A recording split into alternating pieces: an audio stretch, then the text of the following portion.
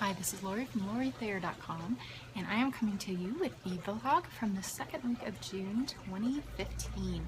And during that week, last week, I actually was traveling a bit. I was in Oklahoma. I had left on a Friday and then came back the next Friday.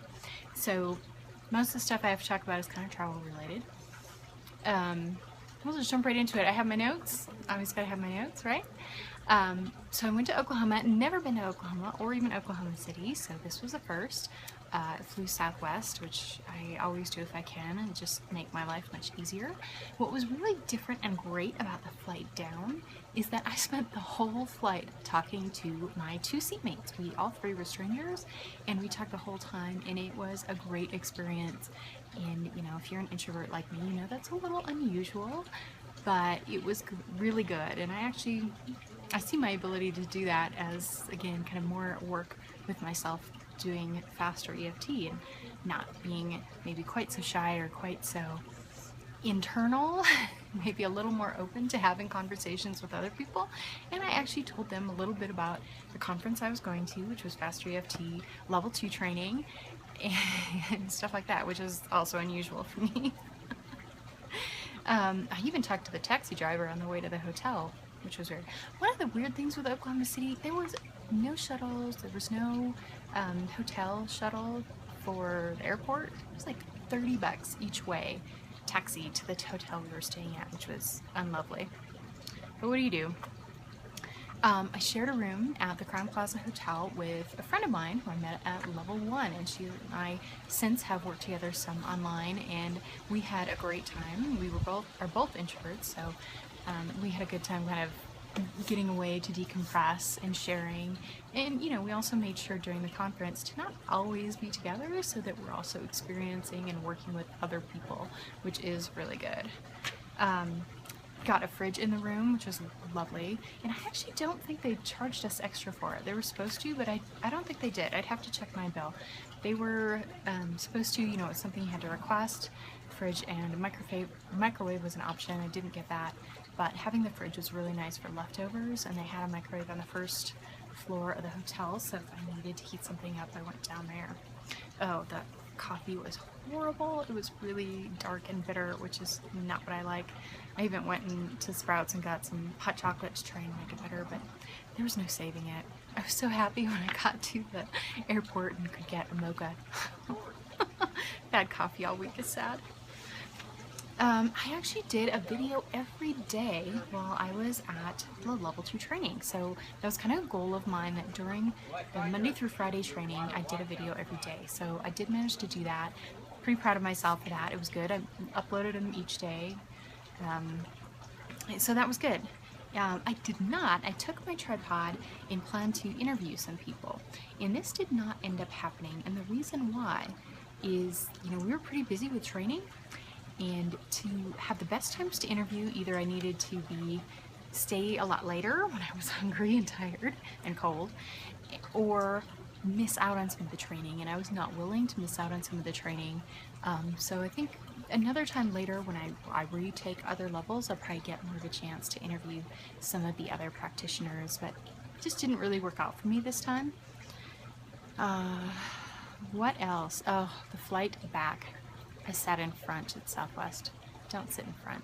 And it's been so long since I sat in front, I didn't realize that, you know, there's nowhere to put your bag. And I always have a bag of stuff. I have my laptop, I always have stuff to read, you know, my notebook to write in, lots of stuff. So I actually had to go back 7 rows to find a place for my bag. And so, which makes, of course, deplaning much more difficult. So unless you don't take anything on the plane with you, don't sit up front.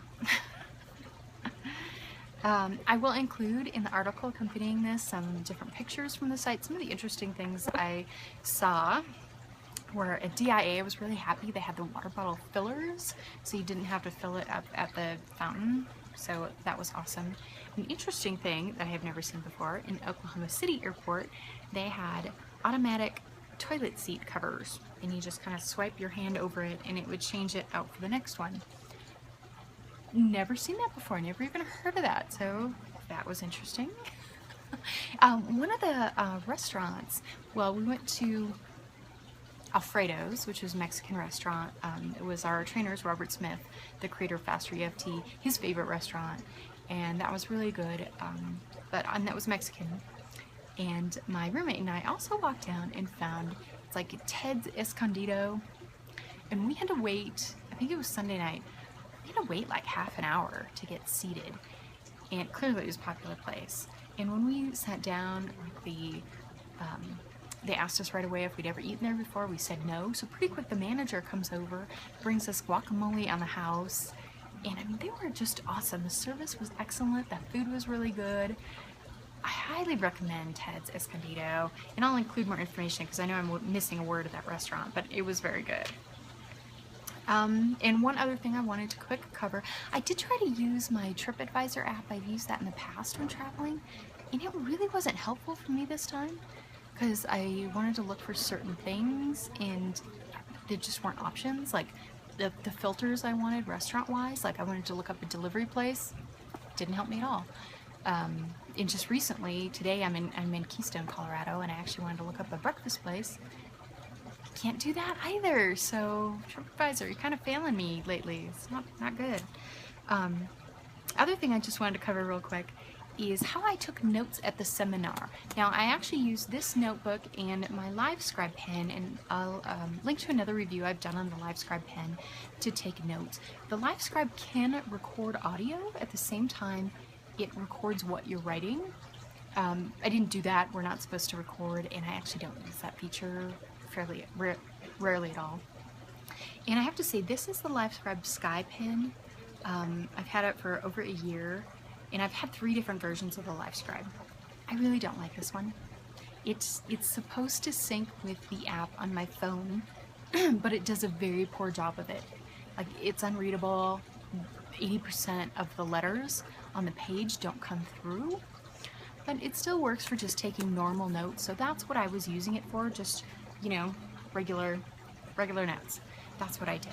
I also used a keyboard, a Bluetooth keyboard with my iPhone, and that's where I took the majority of my notes. I had my laptop, but when you're at a conference, it's kind of big and bulky, and it's just a lot of stuff. And this keyboard, I tried it out in February. I really liked it, so I used it again. Really happy with it. You know, some of the keys are in a little bit odd position, but it works pretty well, so I will include that information as well if you want to find out. And another cool thing about that keyboard is in the back, it has 2 little pieces you snap off, and then you put them together to hold your iPhone or your iPad on it. And it can either go closer together or farther apart, depending on if it's iPhone or iPad. So there you go. That's how it was last week, my recap. When I get around to doing this week's recap, I will get to talk about being in beautiful Keystone, Colorado, so look for that.